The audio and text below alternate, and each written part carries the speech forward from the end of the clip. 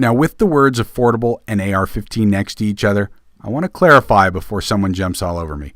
We're not talking about World War II surplus arms or an SKS. Not that those can't be functional or serviceable guns, but once you have your mind made up that you want to invest in an AR-15, then we're on the same page. Now, the reason is retail prices of AR-15s have just been out of control. Like gas prices, it'll come off a little bit and start to come back down, but it'll never be where it was 12 months ago. And it goes back to the November presidential election, followed not long later by the heart-wrenching murders in Connecticut in December. The market reaction to legislation of American gun owners has been that of action. They've been buying up anything related to the AR-15 at an unprecedented rate. Now, I'll illustrate with the tracking of 3 different brands. Prices of high-quality Colt AR-15s were between $900 and $1,100. The peak prices since were over $3,000 before the supply dried up. Likewise, Bushmaster, they started out around $800 to $1,000 and topped out since then well over $2,500. DPMS, though a good weapon, has been mostly targeted towards the entry-level AR-15 shooter or hobbyist. They do that through cutting corners where possible to help keep the prices lower. We even saw those climb from $750 to well over $2,000. That's just a lot of money. No matter how you look at it, the cost of an AR-15 is a significant investment. Well, for a generic rifle that's identical to many that came out of the factory at the exact same time. But what if I told you could build a custom rifle for less money?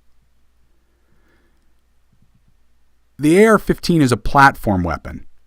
Like your custom gaming computer or motorcycle, it's made up of parts that you can purchase individually from dozens of different manufacturers. Now, like a PC or a vehicle, you can just buy that off-the-shelf name brand that has mediocre parts, or you can build your own for less. You can start something that with time will get better and better as you keep upgrading. So let's break it down, because there are tons of parts in an AR-15, and it can be very overwhelming at first, so I'm going to try and simplify it into 4 different groups. Now, the first group, this is legally the rifle, so you should buy this first, because you can ensure that you own a gun before any new state bans take effect. So make sure that you buy quality, because this is legally the rifle, and we can see that the recent push on gun regulation, it shows us they're going to keep trying to ban ARs.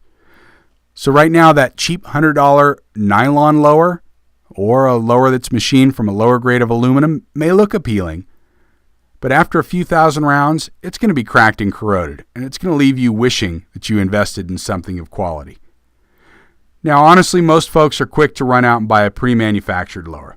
Let's just call it XYZ Tacticals lower. The bottom line is that laws target those 3 little words stamped on the part, and they can be passed just based on that. There's a way of ensuring that no future law will outlaw your rifle just because of the words engraved on it.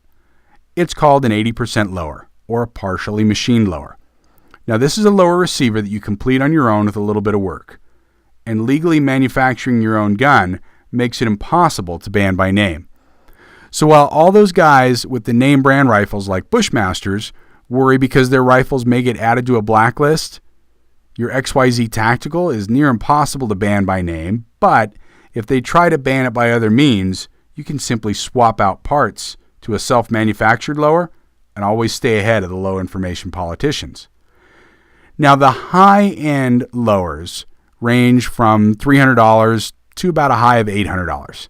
Yes, I did say $800, because folks that know they can get high-dollar price tags. Now, the gun shop will claim that the ones they are selling is better than anybody else's. Well, they need to sell what they have. It's business. The simple truth is that most of the lowers come from a tiny handful of factories, and those factories supply to the big guys. These other receivers are the overruns or the seconds. There's some that maybe didn't meet the quality standards of the big guys. Could be a scratch or it could be something else. Now, these parts are then engraved with some other brand's name and sold to you at higher prices. I'm not saying that everyone is doing this, but we have personally seen this going on. And if your gun shop doesn't recognize this, Well, it's not that they're lying to you, it's just they're telling you what their sales rep told them, or what someone wrote on the internet. And as we know, everything on the internet just isn't true. Now, this second group, your buffer tube and stock and your grip, it's not required that you buy these parts in order, but you've got to keep going somehow. And we recommend this order as it gets you something that appears more like a rifle over time. It's just more satisfying that way. Now, this group of parts has some important decisions that will set the tone for your custom rifle. First is color. Is it going to be a black gun, coyote, foliage green? There's such a wide selection of parts to choose from machined aluminum forends on down. But even if you just go with a polymer Magpul parts, you'll have a rifle that looks so much nicer than any other off-the-shelf rifle. And think, if you bought that off-the-shelf rifle, you would still end up having to buy those OEM parts that came with it, and you'll likely want to change those parts out to one degree or another because they just don't look right, and eventually end up buying custom parts as a replacement. You'll just end up leaving those OEM parts in a drawer, basically buying the same parts twice, wasting your hard-earned money. So do it right the first time for less money. Now, the third group, we recommend the barrel and the fore-end parts as your next major purchase, simply because they're the most difficult to get quality, affordability, and get it quickly. You could take some time shopping around. So consider if you're going to paint or coat, you need the barrel and the fore-end before you do that anyway. Well, there's a lot of choices on barrels. Caliber type, length, rate of twist, material, etc. So take your time here. Do the homework. The barrel is going to make your rifle. Now, the fourth group, your upper receiver, this is the final parts you need to finish off for your rifle. And this will consist of the upper parts and the bolt parts. Now you're ready to assemble. So let's add it up, because it really is simple math. You've got Group 1, Group 2, Group 3, and Group 4. Those added up can range anywhere from $695 to $1,240. Compared to today's prices, that's affordable. But now for the best part. Do you want to spend $2,000 up front? Or do you want to spend parts as you can afford it?